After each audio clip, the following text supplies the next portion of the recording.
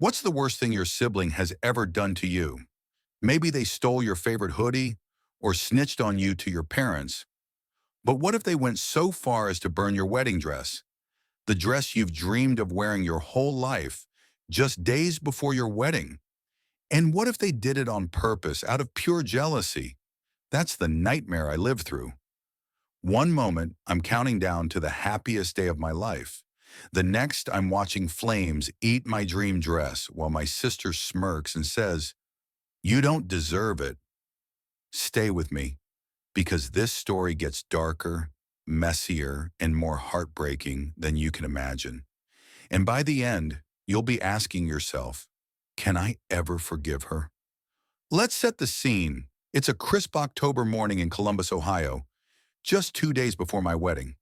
I'm 26 and I've been planning this day for over a year. My fiance, Ethan, and I met in college. He's the kind of guy who makes you laugh until your sides hurt, and I knew from our first date he was the one.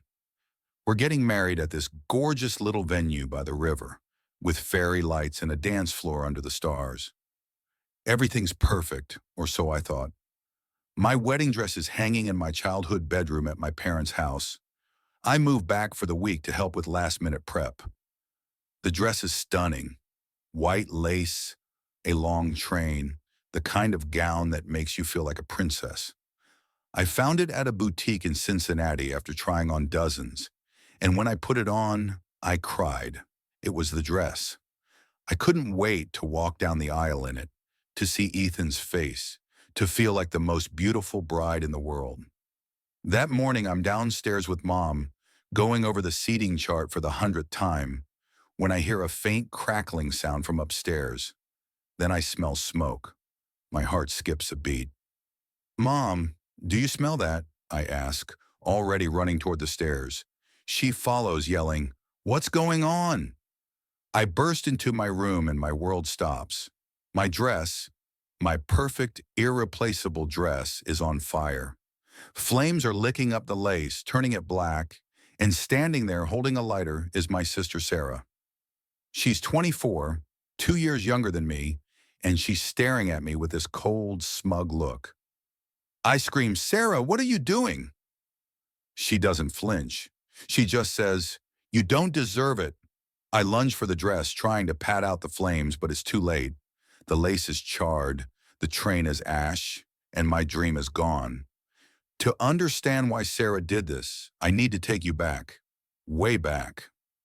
Sarah and I were never the kind of sisters who braided each other's hair or shared secrets. Growing up, we were more like rivals than friends. I was the good girl, straight A's, soccer team captain, always following the rules. Sarah was the rebel, sneaking out at night, dyeing her hair purple in high school, getting detention for mouthing off to teachers. Mom and Dad always compared us, even if they didn't mean to. "Why can't you be more like your sister?" they'd say to Sarah when she failed a class. "You need to loosen up like Sarah," they'd tell me when I stressed over exams.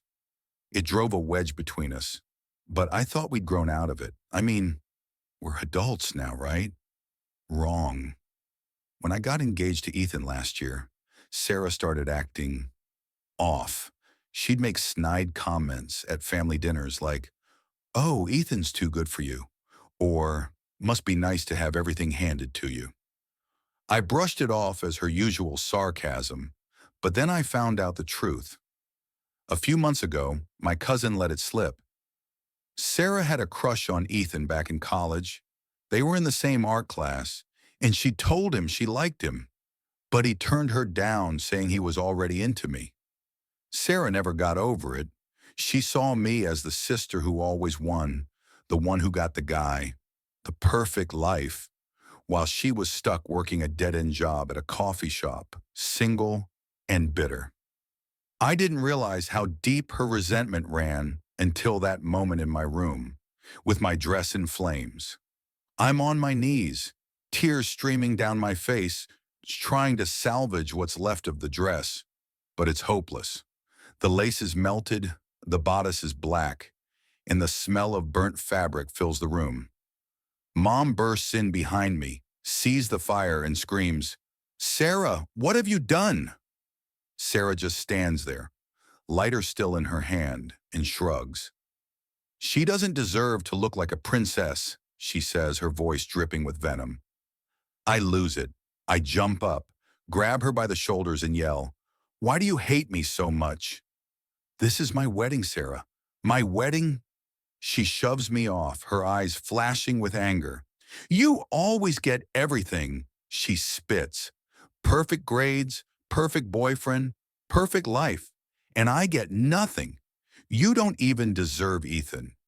Her words hit me like a punch. Ethan? This is about Ethan?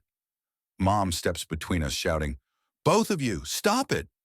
She grabs a blanket from the bed, throws it over the dress to smother the flames. But it's too late. The dress is ruined.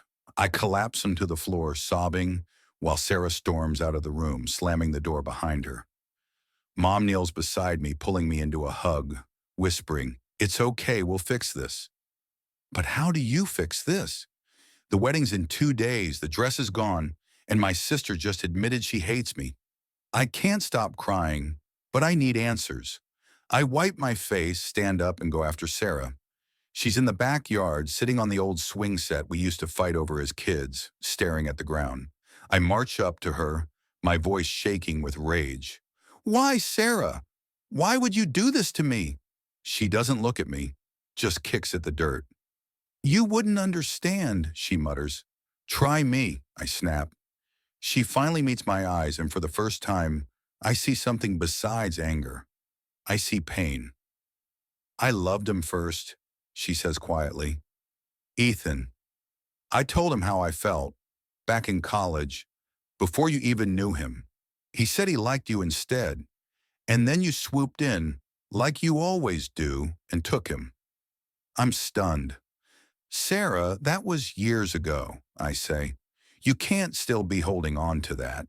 She laughs, but it's bitter. "You don't get it, do you? You always win. You got the scholarships, the praise, the guy, and I got nothing.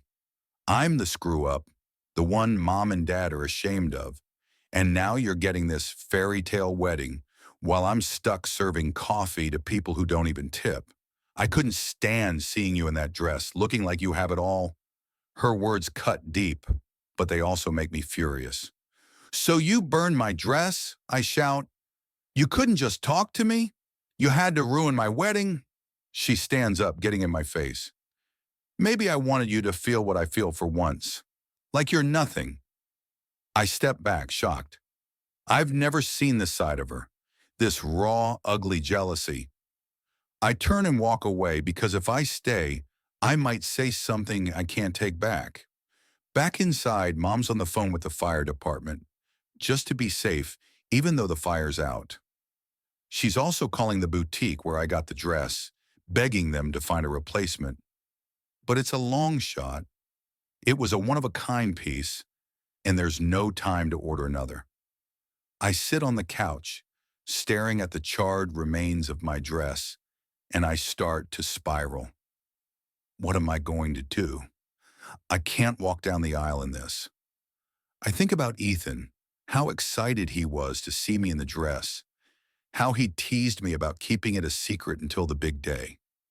I think about the venue, the flowers, the guests flying in from all over. Everything we've planned, now hanging by a thread because of Sarah. I call Ethan, my hands shaking as I dial. When he picks up, I can barely get the words out. "Ethan," I sob, "Sarah burned my dress." There's a long pause, and then he says, "What? How? Why?" I tell him everything. The fire, Sarah's confession, her jealousy over him. He's quiet for a moment, then says, "I had no idea she felt that way. I'm so sorry, babe. We'll figure this out. I'll be there in 20. True to his word, he shows up, pulling me into a hug the second he walks through the door. "We don't need the dress," he says, brushing my tears away. "You could wear a paper bag, and I'd still marry you." I laugh through my tears, but inside I'm still breaking. I wanted to feel beautiful on my wedding day, and Sarah took that from me. The rest of the day is a blur. Mom finds an old dress in her closet, a simple ivory gown she wore to a gala years ago. It's not my dream dress, not even close, but it fits, and it's better than nothing. I try it on, staring at myself in the mirror, and I feel okay. Not magical, not like a princess, but okay. Ethan smiles. You look beautiful. I want to believe him, but I can't shake the image of my real dress, the one I loved, now a pile of ash. I keep thinking about Sarah, too. Part of me wants to scream at her, to cut her out of my life forever.